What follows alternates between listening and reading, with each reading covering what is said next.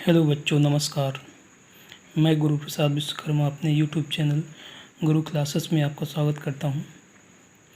हमने पिछली वीडियो में देखा था कि प्रेजेंट इंडेफिनिट और प्रेजेंट कंटिन्यूअस में कौन से रूल उपयोग किए जाते हैं। आज इसमें हम उन्हीं रूल्स पर बेस्ड कुछ एग्जांपल्स देखेंगे। तो शुरू करते हैं। प्रेजेंट इंडेफिनिट का पहला वाक्य, हम घर जाते हैं।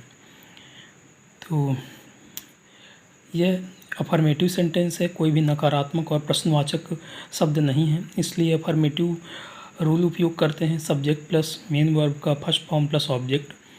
इस पर ट्रांसलेशन बनता है इसका, वी गो टू हाउस। दूसरा वाक्य है, सुरेश कॉफ़ी खरीदता है। इसमें हमारा subject third person singular number है, इसलिए जो मुख्य क्रिया है उसमें यस या ईएस जुड़ जाता है। अतः इसका जो ट्रांसलेशन बनता है वो है सुरेश बाइज कॉपी। अगला वाक्य है, हरी बाबू बाजार जाता तो है।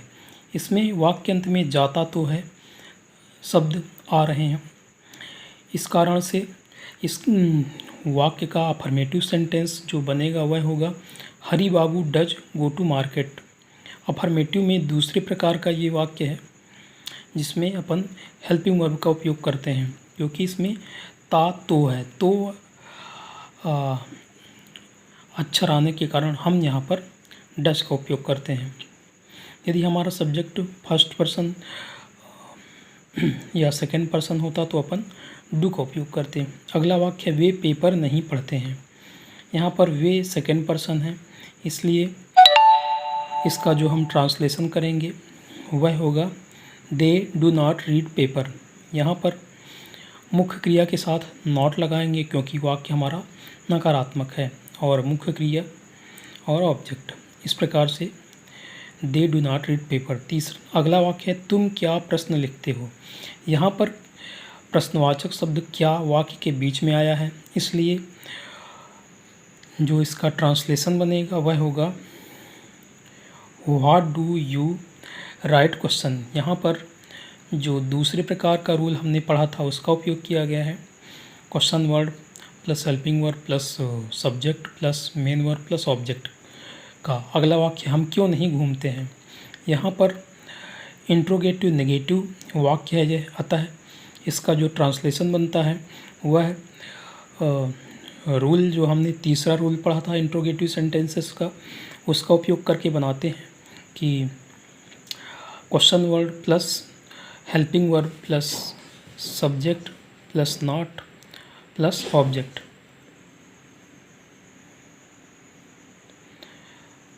अतः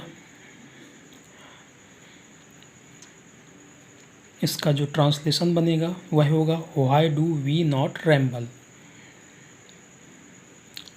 आगे चलते हैं प्रेजेंट कंटिन्यूअस में। तो इसमें पहला वाक्य है, मैं आज पैदल जा रहा हूँ।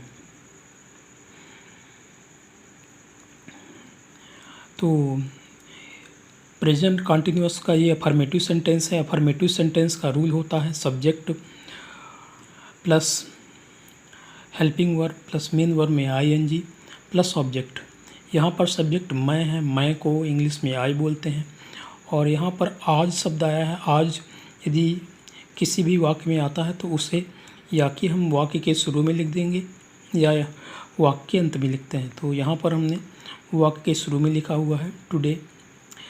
इसके बाद सब्जेक्ट आई के साथ हमेशा कंटिन्यूअस टेंस में एम का उपयोग किया जाता है, तो इसलिए आई एम, और जाने की मुख्य क्रिया है इसलिए गो में आईएनजी लगा करके वाक्य हमने बना दिया। तो बनाओ, today I am going on foot. अगला वाक्य है, तुम पेड़ों में पानी डाल रहे हो।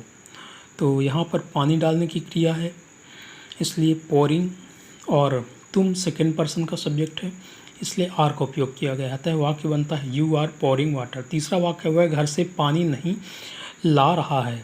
यह नेगेटिव सेंटेंस है। इसमें हम सब्जेक्ट हमारा चूँकि थर्ड पर्सन सिंगुलर नंबर है इसलिए इज का उपयोग करेंगे और इज के साथ नॉट लगाएंगे। तो इसका ट्रांसलेशन बनता है, he is not bringing water from house. अगला वाक्य, सुमित क्यों वापस जा रहा है। यह इंट्रोगेटिव सेंटेंस है, इसलिए अब चूँकि यहाँ पर क्यों शब्द क्वेश्चन वर्ड है, इसलिए हम जो ट्रांसलेशन करेंगे तो क्वेश्चन वर्ड से शुरू करेंगे। अतः इसका जो ट्रांसलेशन बनता है वह बनता है why is Sumit going back. यहाँ पर इज हेल्पिंग वर्ब है, क्योंकि हमारा सब्जेक्ट जो है वो थर्ड पर्सन सिंगुलर नंबर है, इसलिए हम इज का उपयोग करते हैं। और क्रिया जाने की है, इसलिए गो में ING लगा दिया गया है। आगे चलते हैं। क्या वे आज कपड़े खरीद रहे हैं। यहाँ पर सब्जेक्ट हमारा सेकंड पर्सन है, इसलिए आर का उपयोग करते हैं। और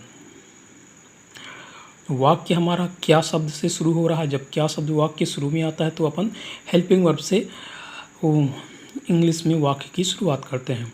तो are they buying clothes today. आगे चलते हैं। अजीत कितना सामान नहीं ला रहा है। यहाँ पर कितना क्वेश्चन वर्ड प्रश्नवाचक शब्द वाक्य के बीच में है, इसलिए हम जो ट्रांसलेशन करेंगे उसका वह क्वेश्चन वर्ड से शुरू करेंगे। यहाँ पर क्वांटिटी पूछ रहा है, इसलिए हम हाउ मच से का उपयोग करेंगे। तो how much thing is Ajit not bringing, यह इसका ट्रांसलेशन होगा। तो इस प्रकार से हमने प्रेजेंट इंडेफिनिट और प्रेजेंट कॉन्टिन्यूअस के कुछ वाक्यों को देखा। यहाँ पर यदि हमको वाक्य की पहचान, हेल्पिंग वर्ब और रूल्स हमसे क्लियर हैं तो वाक्य बनाने में किसी भी प्रकार की परेशानी नहीं आती। और एक चीज़ आती है पर्सन। पर्सन को यदि हमने समझा है तो बहुत ही आसानी से हम वाक्य बना लेते हैं। तो इसी प्रकार से और भी जितने ज़्यादा से ज़्यादा वाक्यों का आप अभ्यास करेंगे उतनी ही ज़्यादा आप इसमें पारंगत होते जाएंगे। इस प्रकार से आज का ये सेशन यही समाप्त करते हैं।